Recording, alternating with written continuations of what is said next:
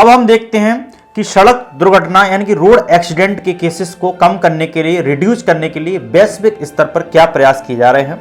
तो वैश्विक स्तर पर रोड एक्सीडेंट को यानी कि सड़क दुर्घटना में लोगों की जान जाती है उसको रोकने के लिए, सड़क दुर्घटना के केसेस को रोकने के लिए, रोड एक्सीडेंट की दुर्घटना को रोकने के लिए ऐसे विश्व स्तर पर भी कुछ प्रयास किए गए हैं, जिसमें से ब्राजीलिया डिक्लेरेशन अर्थात एक ब्राजील में उच्च स्तरीय सम्मेलन हुआ था।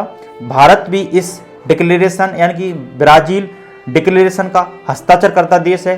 भारत ने भी ब्राजील घोषणा पत्र पर हस्ताक्षर किए हैं, साइन की है। भारत भी इस घोषणा पत्र के लिए प्रतिबद्ध है और भारत भी इस बात के लिए प्रतिबद्ध है कि हम भी सड़क दुर्घटना यानी कि रोड सेफ्टी के लिए काम करेंगे। हम भी रोड सेफ्टी के लिए प्रतिबद्ध हैं, सड़क दुर्घटना में को रोकने का लिए हम प्रतिबद्ध हैं, सड़क दुर्घटना के केसेस को रोकेंगे।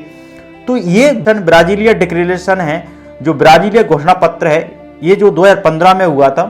इस डिक्लेरेशन में भारत ये प्रतिबद्ध है कि हम 2030 तक, अर्थात 2015 में ये डिक्लेरेशन हुआ, भारत ने साइन किया, 2030 तक यानी कि 15 साल में भारत जो रोड एक्सीडेंट के मामले हैं वो आधे करने का प्रयास करेगा, 50% कमी करने का प्रयास करेगा। रोड एक्सीडेंट के मामले में भारत जो है 50% जो रिड्यूस करने का प्रयास करेगा रोड एक्सीडेंट के केसेस को। अभी जो भारत में 4.5 लाख से अधिक रोड एक्सीडेंट के केसेस हुए, तो भारत उनको आधा करने के लिए प्रतिबद्ध है यानी कि 2030 तक। और दूसरा ब्राजीलिया डिक्लेरेशन 2015 के साथ साथ UNDP United Nation Development Programme ने भी 17 सस्टेनेबल डेवलपमेंट गोल निर्धारित किए हैं, यानी कि 17 सतत विकास लक्ष्य निर्धारित किए हैं, सस्टेनेबल डेवलपमेंट गोल निर्धारित किए हैं। 17 सस्टेनेबल डेवलपमेंट गोल निर्धारित किए हैं, उसमें से कुछ हंगर के लिए है, कुछ एजुकेशन को रिलेटेड है, कुछ क्लाइमेट चेंज से संबंधित है, कुछ स्वास्थ्य संबंधित है। तो इसमें से तीसरा जो सस्टेनेबल डेवलपमेंट गोल है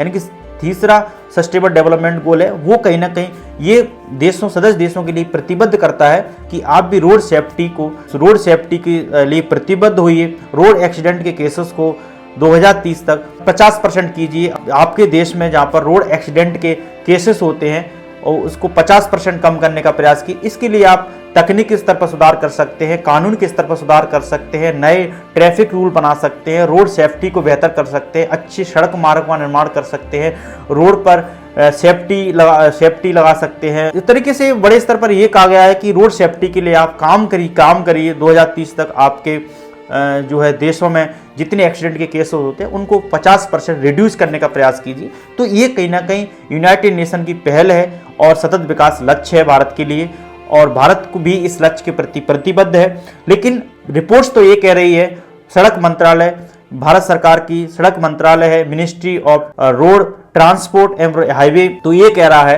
कि भारत में सड़क दुर्घटना के केसेस निरंतर बढ़ते जा रहे हैं। अभी जो 2023 में रिपोर्ट पब्लिश की गई थी, 2022 की तुलना में ये जो है 12% ये केसेस बढ़े हैं रोड एक्सीडेंट के। तो कहीं ना कहीं भारत में भी कहीं ना रोड के एक्सीडेंट के केसेस लगातार बढ़ते जा रहे हैं और ये चिंता का विषय है।